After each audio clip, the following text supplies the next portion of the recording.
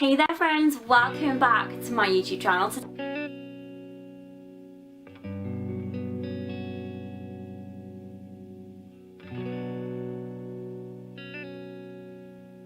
Hi everyone, welcome back to my YouTube channel. Today I'm doing a book review and this week it is of Children of Blood and Bone by Tomi Adeyemi. I gave this, I think, a 4 out of 5 stars in the end. It took me a little while to get through. It was kind of one of those books that it took me a while to get into actually, but when I did I really enjoyed it. I think I read the last like 100 to maybe even 200 pages in one sitting. This book is about a world in which magic used to exist but got destroyed, and then all of the people that could use magic were murdered by the monarchy. And it is the story of until up to the age of 13, children just have the ability to become magi.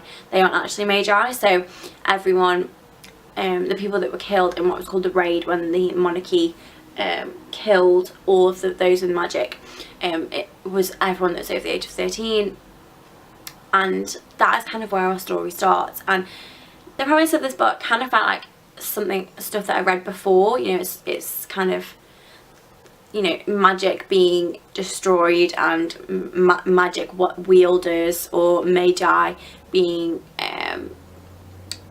not prejudiced, sort of people trying to destroy them and people trying to bring magic back. It's something which has been sort of talked about and discussed, and it's the premise of a lot of books, especially the Throne of Glass series. That's kind of where that bit starts, in a way. So I picked this book up when I picked it up on an absolute whim. I had no idea what it was about, if I was going to like it. I'd seen no reviews or anything. And overall, I really enjoyed it. I was concerned that it was just going to be a story I've read before. But actually, as it goes on, it's very much, kind of takes its own form and its own life. And this book is really kind of set within a world and traditions that it's not something I've ever read before. It's set, you might be able to tell from the cover, it's set in a world which is kind of mirrors our Africa. All of the characters are black, and a lot of the traditions and the words and the way things are spelled and the names all kind of comes from African history and tradition and sort of tribes and things like that, which gives it this flair and this element that is very new to me.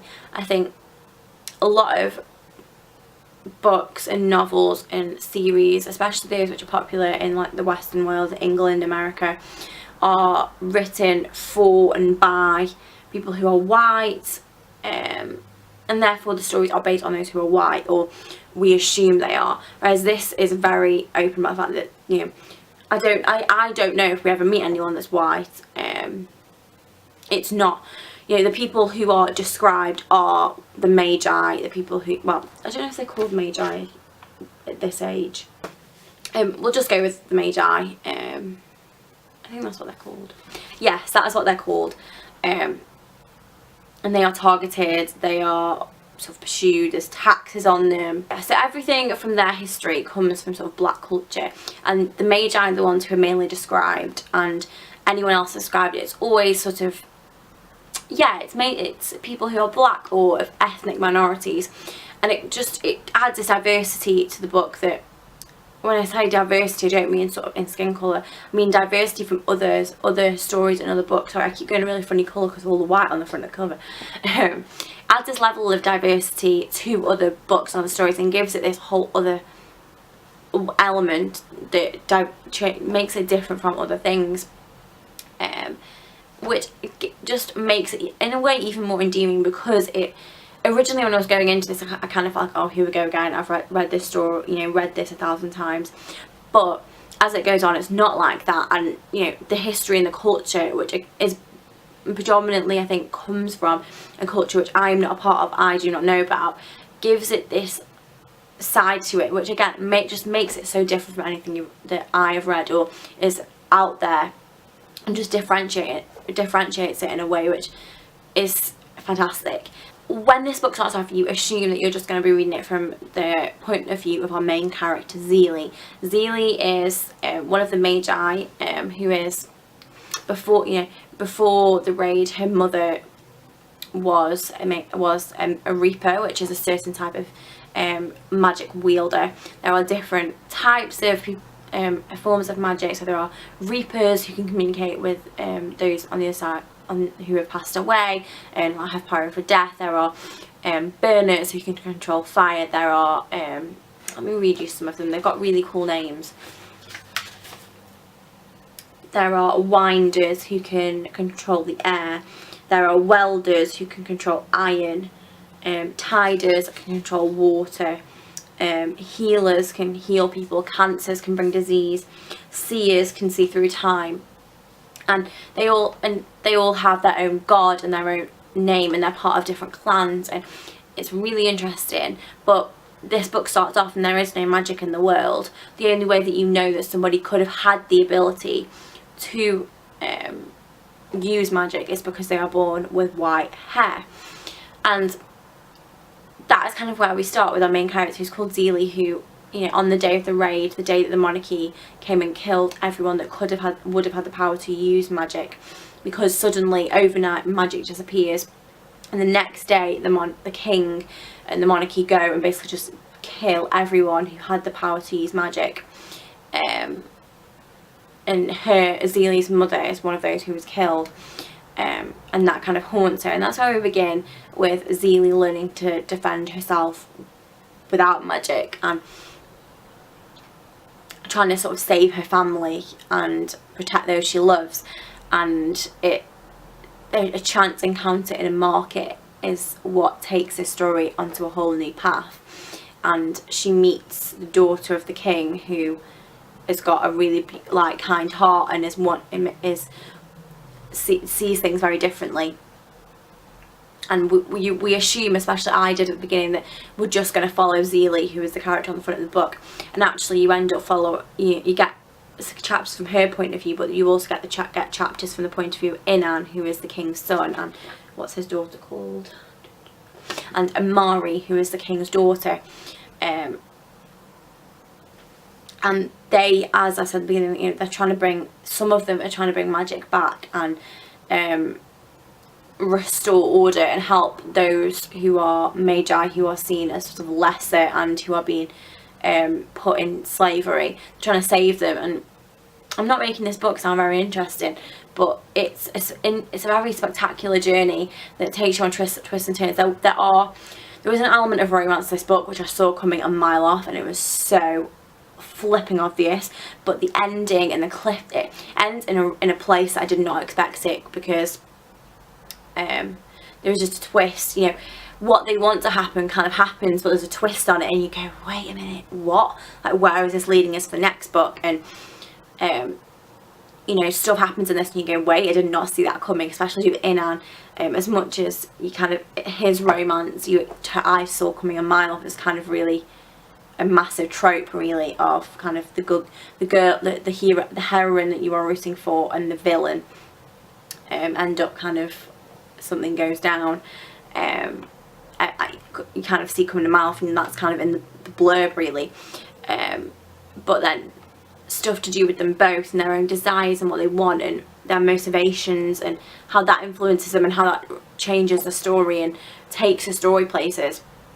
That kind of takes you by surprise, and you don't know who to trust, and you don't know what people's motives are, and you don't know if they're hiding things, and you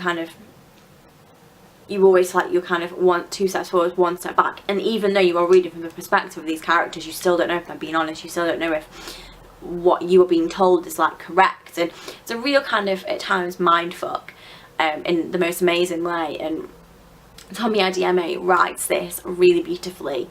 And as I say, it took me a while to get into, especially in the beginning, because I did just feel like this was something that I read before. I knew this story, I knew what was going to happen, and actually that wasn't the case.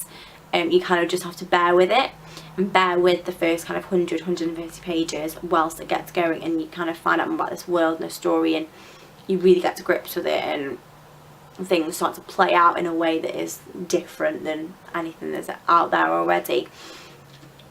And you know, we are playing with a traditional fantasy trope of the the people who had magic and who are viewed as lesser, and the peasants, and then the monarchy and the ruthless king and pretty much the evil king. And that is what this book is on the basis of it, but it is so much deeper and so much more, and there is just there's a wealth of this world that is so rich and deep, and to do with like the tribes and the clans and the gods and goddesses, because the gods and goddesses in this world are not this kind of, I don't want to say the word fantasy, but they aren't this thing which people worship but has no power. You know, in the Children of Blood and Bone world, the gods and goddesses have power, and they are very much real. And that again adds a whole new element and depth to it that you just kind of, I definitely didn't see coming. Even though, you know, at the beginning of the book it has an introduction into the different clans, who their god or goddess is, what their symbol is, what they can do, and what their name is. And so, you know, you get this introduction of who their god is and what they're about.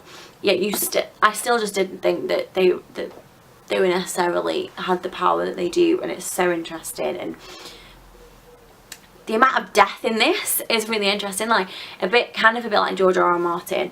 Tomi Adeyemi is not afraid to kill people off, and kill people off in a way that has massive repercussions and takes things to places that you just don't want them to. And I kind of really liked that Tomi Adeyemi wasn't afraid to just kill people off and kind of leave things in a place that isn't okay and break your heart. But I just love that I don't actually know if Tomi Adeyemi is a woman or a man. Maybe I should check the back of the book, and she's a woman, and you know, I just love that she wasn't afraid to kind of push it and to kill people off and to do things which the reader probably wouldn't like, and that's really brave. And she was really brave with this book. And as I say, it's just the diversity in it is something which is completely different than most other things available out there, or available that I know about, or in like the mainstream and available from mainstream bookstores and things, which again adds a whole like an element which I just loved. And as much as I did think, I knew there were bits that I saw coming, and as much as I did think this book was just something I'd seen before, it wasn't. And I'm really excited to see where it's going to go. I'm really excited to see where the characters go, because the cliffhanger that it was left on really leaves us with a very open playing field. It's like the battle lines were drawn in the first book, and the scales weren't balanced, and it kind of feels like now there is a balance, and whichever way this is going to tip is going to be really interesting. So that is my review of Children of Blood and Bone by Tomi Adeyemi. I really do feel like this book review has been all over the place, and I apologise if it was, but I hope you enjoyed it. If you've read this book, let me know in the comments what your thoughts were. Let me know if you enjoyed it, who your favourite character was, all that sort of thing. And if you have read it and you've got any other book recommendations for me and things that are similar, again, let me know in the comments. Hope you enjoyed this video. Remember to like and subscribe if you did, and I shall see you guys soon. Bye.